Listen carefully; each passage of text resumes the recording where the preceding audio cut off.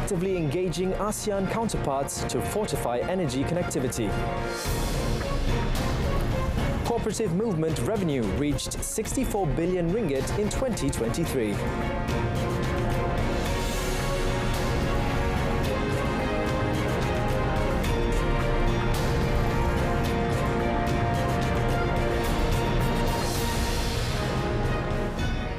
Hello, good evening and Salam Malaysia Madani. Thanks for joining us. My name is Daryl Baptist and you're watching Malaysia Tonight. We begin tonight's broadcast with updates from our Premier's travels abroad. Prime Minister Datuk Seri Anwar Ibrahim was accorded an official welcome at the Amiri Diwan of Qatar today in conjunction with his 3-day official visit to the West Asian country. He was received by the Emir of Qatar, Sheikh Tamim bin Hamad Al Thani, upon arrival at the Emir's administrative complex before the two leaders proceeded to a 4-eyed meeting. Datuk Seri Anwar also met with his Qatari counterpart, Sheikh Mohammed bin Abdul Rahman Al Thani, who is also the Foreign Affairs Minister. The Prime Minister's visit, which is at the invitation of the Emir, has been deemed important for the bilateral relations between the two countries, as they mark the 50th anniversary of their diplomatic ties this year.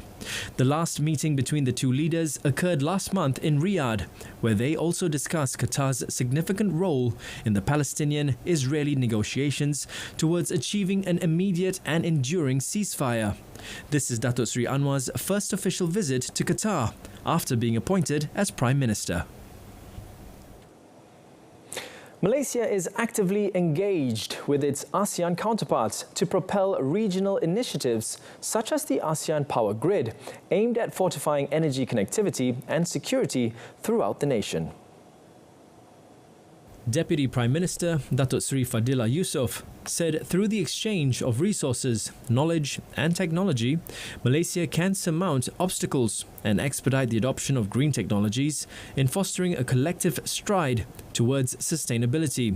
Fadillah, who is also Minister of Energy Transition and Water Transformation, said Malaysia will continue to engage with its key stakeholders and maintain open dialogues to ensure the strategies remain finely attuned to both local and global trends, as well as steering the country steadfastly towards its shared vision of a sustainable future. Mungkin nanti kita boleh expandkan pada seluruh negara ASEAN. Disebabkan kalau kita melihat kedudukan tanah semenanjung, keperluan tenaga begitu banyak, tapi sumber kita mungkin makin kurang. Khususnya nanti bila coal, arang batu dihapuskan, kita masa ini akan bergantung kepada gas. Gas pula makin mahal sebab kita terpaksa import gas. Jadi kita kena cari alternatif yang lain. Sebab itu alternatifnya solar, hidrogen dan biomass, termasuklah biodiesel ataupun biofuel lah. Bukan biodiesel lah, biofuel yang akan kita keluarkan daripada bahan-bahan buangan yang boleh dihasilkan tenaga. More upgrades are set to take place in Malaysia as the government welcomes airline companies to initiate international flight operations at Sultan Ismail Petra Airport, or LTSIP. Transport Minister Anthony Loke said, however, these airlines must obtain prior permission and approval from the Civil Aviation Authority of Malaysia, CAAM, and the Malaysian Aviation Commission, MAVCOM. He said there are no issues for airlines to commence international flights from LTSIP, such as routes from Singapore, Thailand or any country in the Asian region. Katakan dia nak kota baru pergi ke Jakarta, kota baru nak pergi ke Manila, tak menjadi masalah kepada kita selagi syarikat penerbangan berhasrat untuk terbang. Sebab dia lihat kepada permintaan. Dia melihat kepada sama ada laluan itu mempunyai permintaan. Kalau ada permintaan, dia bukalah. Dan kita tak ada masalah untuk facilitate. Jadi kita tidak mengecualikan mana-mana lapangan terbang untuk menjadi hub. Prior to this, Prime Minister Datuk Seri Anwar Ibrahim said the federal government agreed with the Kelantan government's proposal to extend LTSIP's runway by 400 metres to transform it into an international airport, and would ask the Transport Minister to expedite the ongoing construction project. Phase 1 of the new LTSIP terminal, which started operation on 1st May, can accommodate 1.5 million passengers. Construction for Phase 2, which is expected to accommodate 4 million passengers, is set to commence immediately. Meanwhile, Anthony Lok informed that buses from Thailand are allowed to enter Malaysia to bring in tourists, provided they apply for temporary permits from the Land Public Transport Agency, or APAD, in advance. Lok said these tour bus operators must furnish complete information, including details of the tour package, the number of passengers, and the location of the accommodation. Dia perlu buat permohonan khas, permohonan kepada APAD. APAD boleh luluskan untuk LPS, apa ni yang dipanggil sebagai permit sementara. Ya. Permit sementara itu membolehkan mereka masuk. Apa yang kita kuasakan ialah Thailand ini dia banyak van. Van yang masuk ni dia kadang-kadang dia ambil penumpang. Itu tak dibenarkan. This regulation applies to all states, and not just border states like Kedah and Kelantan. It was previously reported that the Kelantan government had requested the Transport Ministry to allow tourist buses from Thailand to enter the state in conjunction with the Visit Kelantan 2024 campaign. If you've experienced congestion at any of our country's entry points, then fret not, for the Immigration Department, JIM, and the Home Ministry, KDN, are exploring the implementation of a quick response or QR code system at several main entry points of the country to address these issues. Immigration Director General Dato' Ruslin Jusof said studies on the use of QR codes at the country's entry points have been carried out, with the current phase focusing on testing. Salah satu komitmen di Jabatan Immigration dan juga Kementerian Dalam Negeri adalah menangani kesesakan di pintu masuk utama negara lah. Inisiatif ini berterusan di peringkat Kementerian Dalam Negeri dan pelaksananya adalah Kementerian Jabatan Immigration, bukan saja di Johor Bahru, malah di pintu masuk udara. He said that details about the testing phase will be announced by KDN in due time. On 3rd December last year, the Johor government proposed that the federal government consider adopting a digital QR code system, similar to Singapore, for movement in and out of the customs, immigration and quarantine, or CIQ complex, in the state.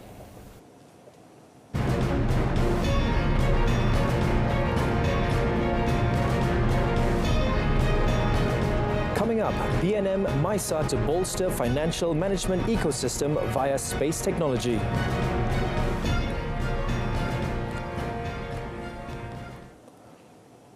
The cooperative movement recorded revenue of 64 billion ringgit last year, exceeding the 60 billion target set for 2025 under the Malaysia Cooperative Policy 2030.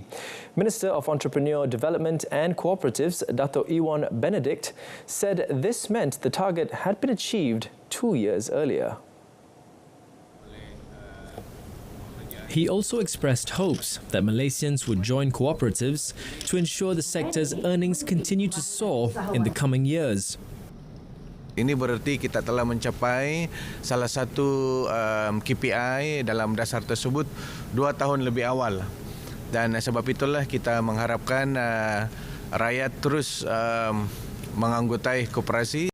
He congratulated the agencies involved, particularly the cooperative movement in Malaysia, for achieving this target during a media conference on the National Cooperative Consultative Council, or MPKK, meeting today. The Malaysia Cooperative Policy 2030, which maps out the direction of the cooperative movement until 2030, had, among others, set out the target of achieving 60 billion ringgit in revenue by 2025 and 73 billion ringgit by 2030. The establishment of a China-ASEAN Research and Development, or R&D Centre, to discuss issues related to climate change, food security, innovation, renewable energy and artificial intelligence is being proposed. Dewan Rakyat Speaker Tan Sri Dr. Johari Abdul said a special team could be established to identify any potential institution, especially in Malaysia, to be turned into an R&D centre. Saya mencadangkan agar diwujudkan satu tim dan mengenal pasti satu institusi, sama ada di mana-mana juga, kalau boleh di Malaysia lah, menjadi pusat untuk R&D dalam isu climate change, renewable energy, food security, innovation, termasuklah artificial intelligence. Dan kalau boleh diperkenalkan China ASEAN, maknanya ASEAN mempunyai 680 juta manusia. Jadi dengan China bergabung dengan kita mewujudkan collaboration untuk R&D ini, ianya akan membantu bukan saja ASEAN tetapi juga negara-negara Asia di region ini.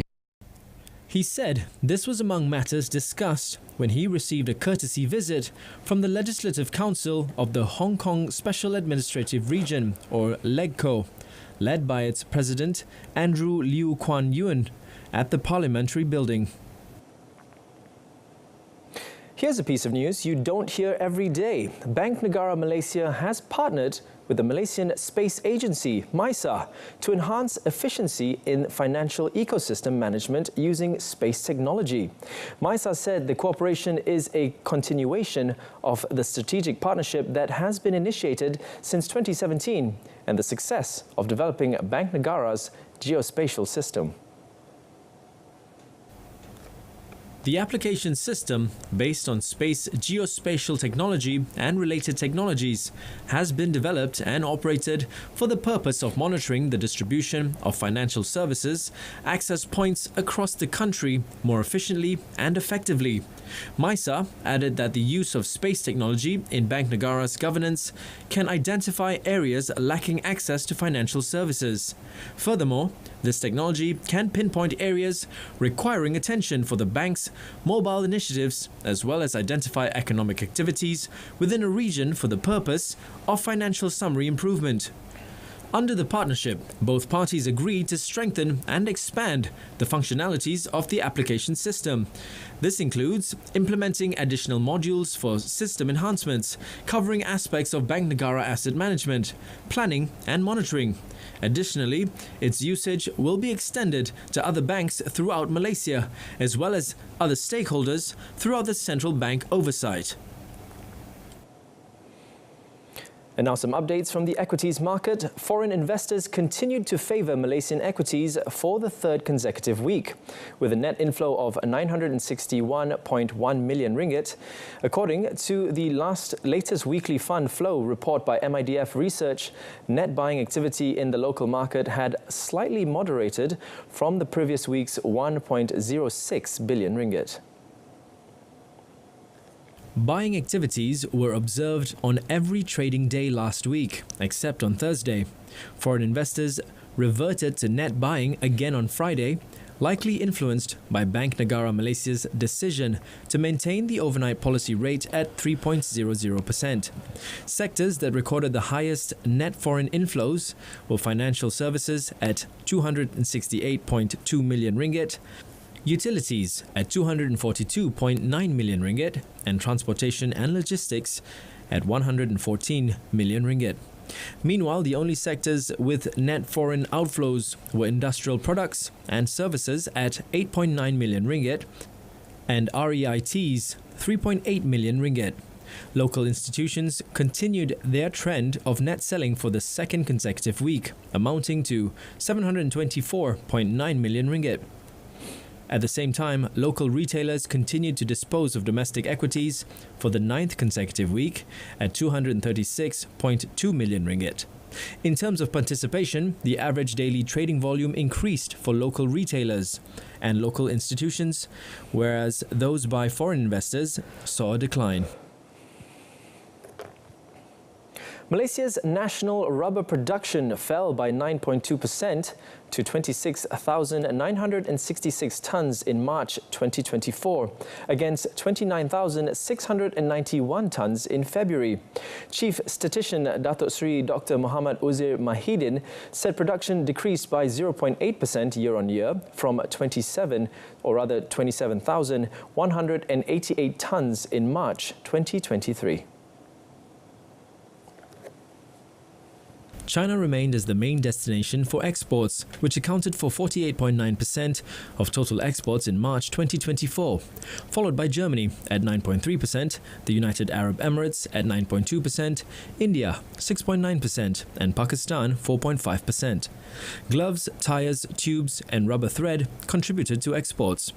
Gloves were the main exports of rubber-based products, valued at 1.14 billion ringgit in March 2024. According to the Malaysia Rubber Board Digest published in March 2024, the Kuala Lumpur rubber market ruled mixed in March, when standard Malaysian rubber 20 recorded a new high since April 2017 on 20th March 2024, before easing towards the end of the month. The natural rubber market is decreasing, with the expected tight supply owing to bad weather conditions and wintering season. Meanwhile, persistent Chinese stimulus measures and improved car sales in China, contributed by electronic vehicles, also gave support to market sentiment.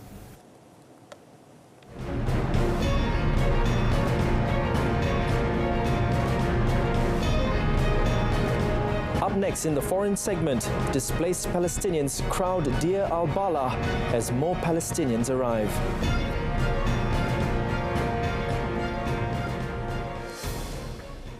But before that, we focus our attentions to Indonesia, where a volcano in the eastern part has erupted today, spewing a huge ash tower more than 5 kilometers into the sky, after authorities raised its alert level to the second highest level this week.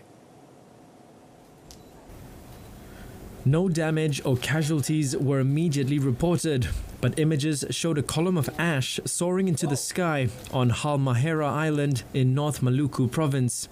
Geology Agency head Muhammad Wafid said the grey-black ash column was observed with thick intensity, leaning towards the west.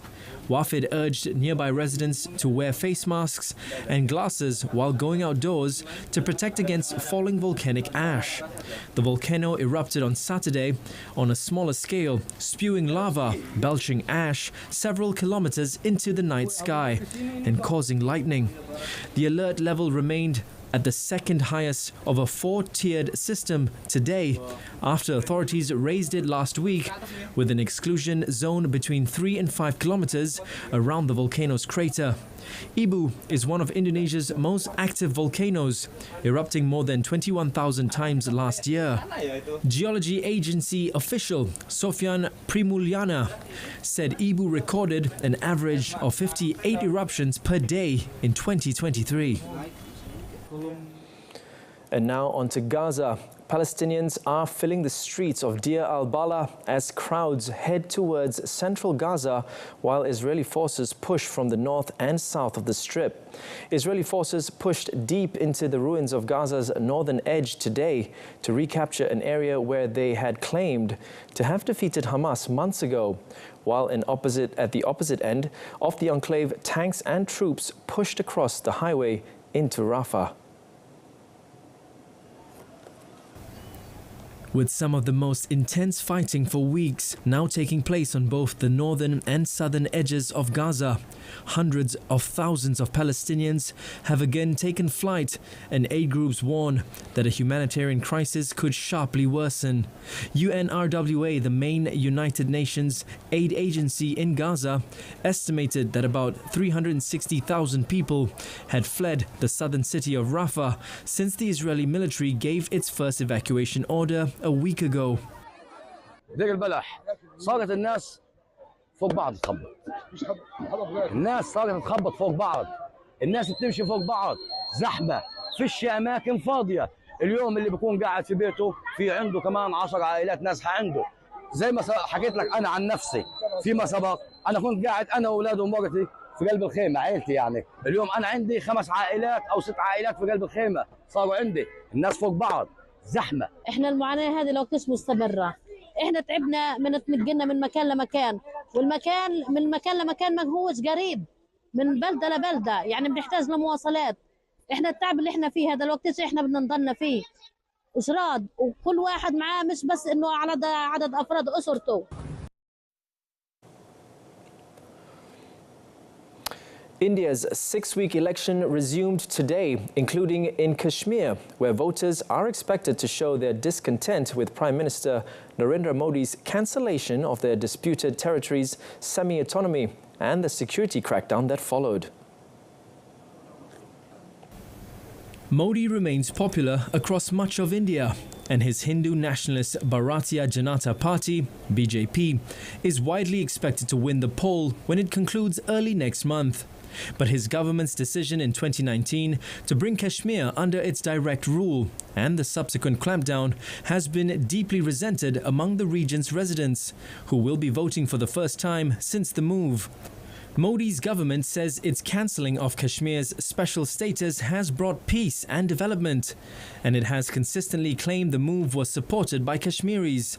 But his party has not fielded any candidates in the Kashmir Valley for the first time since 1996, and experts say the BJP would have been roundly defeated if it had.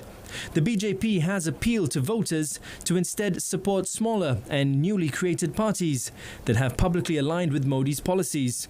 But voters are expected to back one of two established Kashmiri political parties, calling for the Modi government's changes to be reversed. We now move to Georgia, where the Judicial Committee of Parliament approved the third reading of the Foreign Agents Bill on Monday, clearing the way for the full Parliament to vote this week on completing its passage through the legislature. The Foreign Agents Bill requires organizations receiving more than 20% of their funding from abroad to register as agents of foreign influence or face fines. The ruling party says it is needed to enhance the transparency of NGO funding and protect the country from outside interference. Western countries and Georgia's opposition denounce it as authoritarian and Russian-inspired. Critics liken it to Russia's 2012 foreign agent law, which has been used to hound critics of Vladimir Putin's Kremlin. The dispute over the bill has come to be seen as key to whether Georgia, which has had traditionally warm relations with the West, continues its push for European Union and NATO membership, or instead builds ties with Russia. The EU, which granted Georgia candidate status in December, has repeatedly said the bill could jeopardize Tbilisi's further integration with the bloc.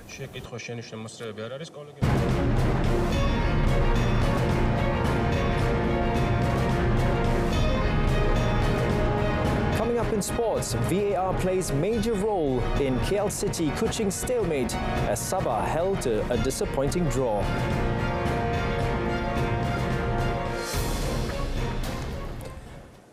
But before that, the national team got their Group A campaign of the 2024 Women's Indoor Hockey Asia Cup to a cracking start by hammering Vietnam 25-0 in Chonburi, Thailand today. The win was just the tonic the Malaysian Tigresses needed as they aim to win the title, earn an automatic spot in next year's Women's FIH Indoor Hockey World Cup in Croatia, and improve on their third-placing finish last year. In the opening tie at the Thailand National Sports University, or TNSU, the Malaysian Tigers got their goals through Nur Atira Muhammad Ismail, Raja Nur Sharina Raja Shabuddin, Iran Hussein, Siti Nur Arfa Muhammad Nur, Putri Nur Patricia Nur Nawawi, Nur Asfarina Ishayifika Isahidun, Nur Aslinda Syed, Juliani Muhammad Din, and Fazila Sylvester Silin.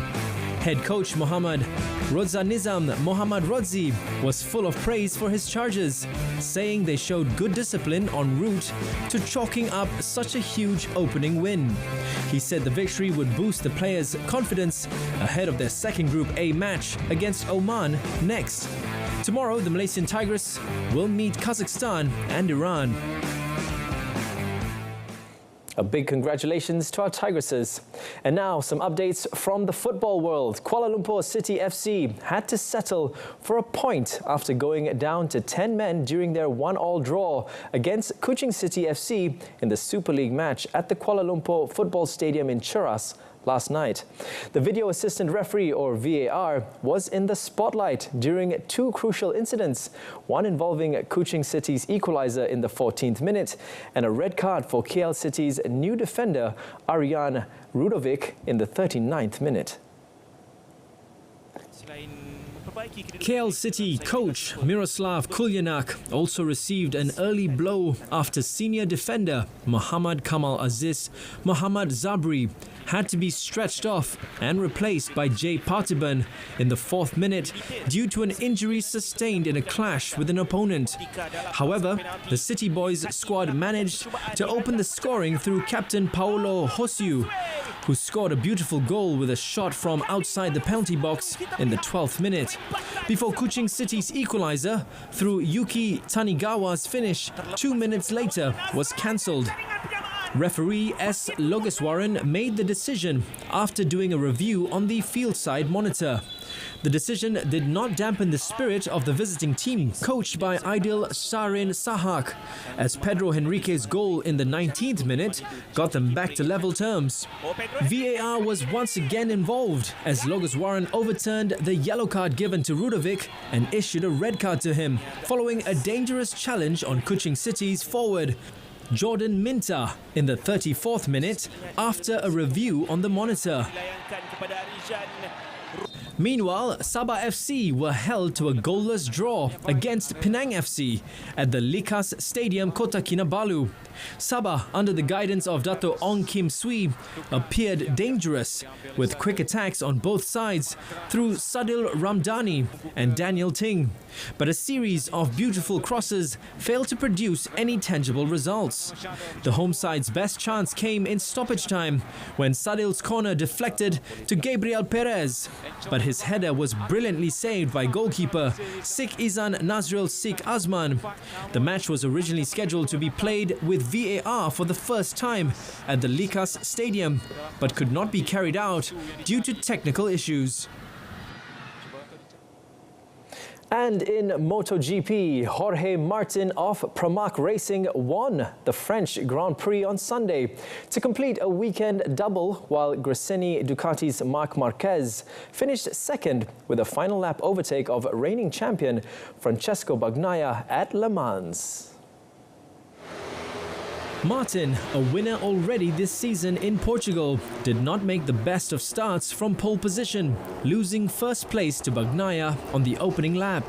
The Spaniard, however, regained the lead and powered to victory following an intense battle with Marquez, who started 13th on the grid, finished on the podium once again after Saturday's sprint. It was ultimately a disappointing day for defending two-time champion Bagnaia, who might easily have won, but had to settle for the bottom step on the podium. Martin's victory after his sprint win moved him up to 129 points, while Bagnaia is second, 38 points behind. Marquez's consistency in the last two races sees him move up to third place in the standings, however, a further 2 points behind. Bagnaia's next opportunity will come on 26th May at the Catalan Moto GP in Barcelona. That concludes this edition of Malaysia Tonight. In our top story, Malaysia actively engaging ASEAN counterparts to fortify energy connectivity. Till then, I'm Daryl Baptist. From the river to the sea, Palestine will be free. Thank you for watching. You have a great week ahead. Good night.